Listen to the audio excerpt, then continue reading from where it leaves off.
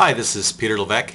It's Tuesday, May the 6th, and this is my first video log in Victoria, British Columbia at the Community University Expo 2008. I'm still in my hotel room. I decided to take a little bit of time this morning to reflect upon the conference, the things that I've heard, the people I've met, and feeling a little bit overwhelmed at the number of ideas and the number of delegates. And so I wanted to think through what are the good things and what are the things to improve. The good things, first and foremost, at any of these conferences and at any of these events is people. People with vision, people with goals, people with energy, people with issues.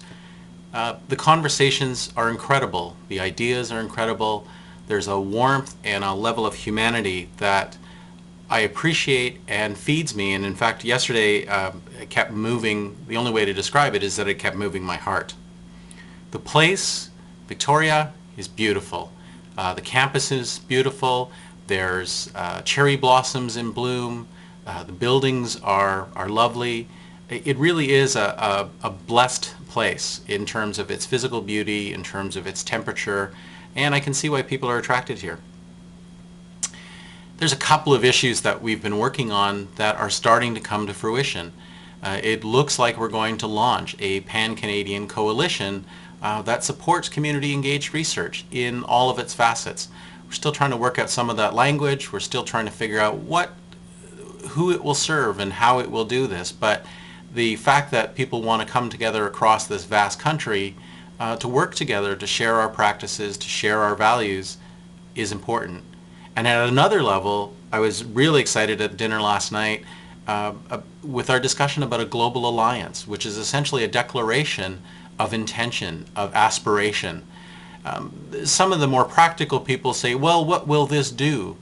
And I kept trying to bring it back to, this is a spiritual document. This is a statement of how to be in the world. That's a hard thing to do now, is to be in the world, to live our individual lives, but to remember that we're all related to one another. And what really moved me yesterday was an idea that became fruition, that became real, was the launch of Manifestation, the Journal of Community Engaged Research and Learning Partnerships. And I have to say that Bud Hall, his colleagues, the friends around the table, did a wonderful job. They gave a blow-up of the cover that I had produced of the photo of Laura Nimon and the structure of the journal page, and we launched it. And it was very moving for me, and I had a number of people come up to me afterwards and say, thank you. I appreciated your words. I appreciate this effort. And for someone who is an independent or interdependent entrepreneur who often spends a lot of my time working through ideas, often by myself, to have that kind of public recognition was just really heartwarming. So here, what are some of the things to improve? I hate sitting on my ass for hours and hours and hours at a time. You couldn't tell by the size of it some days, but there's something inhuman about sitting in an auditorium with someone on a stage and you're listening and there's really no interaction. I understand that this is the way that conferences do, and we're limited by the context, and if we want to bring together lots of people, this is part of what we have to do, but I think that we have to measure success differently. Perhaps we need more frequent events in smaller, more humane or human settings.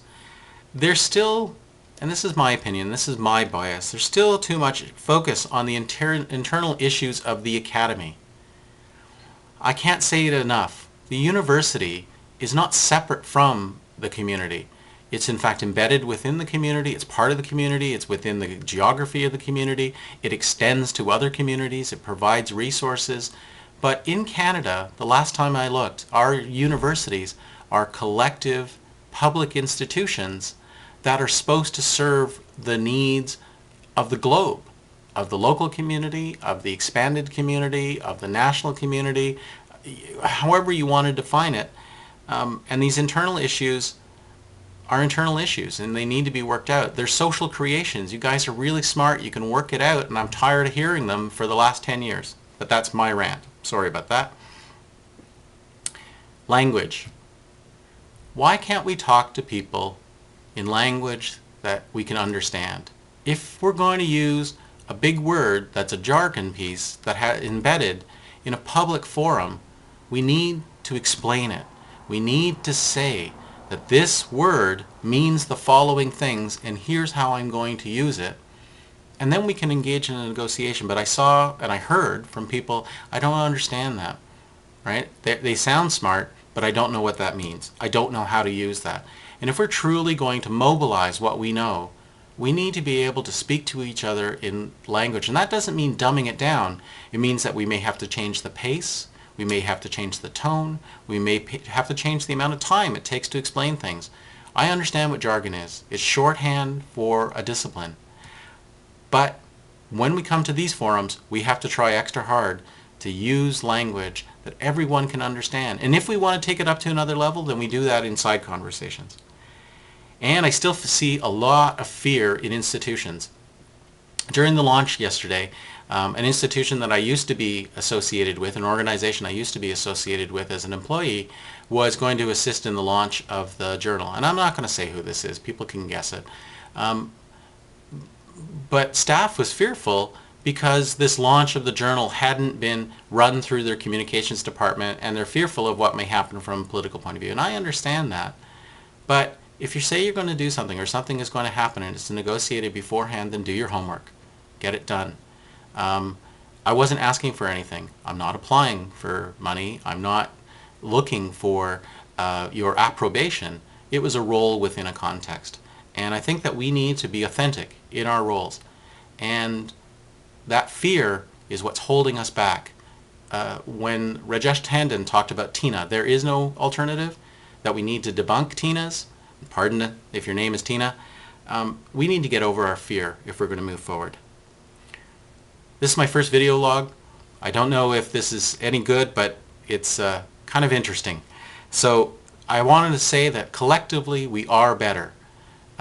We have incredible knowledge and wisdom in many different places, and what is crucial about Community University Expo is that it brings all that wisdom together. And if we can implement and use these ideas in the places that we live and then share the results with others, I think that we're going to be okay. I'll have another episode tomorrow. Cheers. This is Peter Levesque.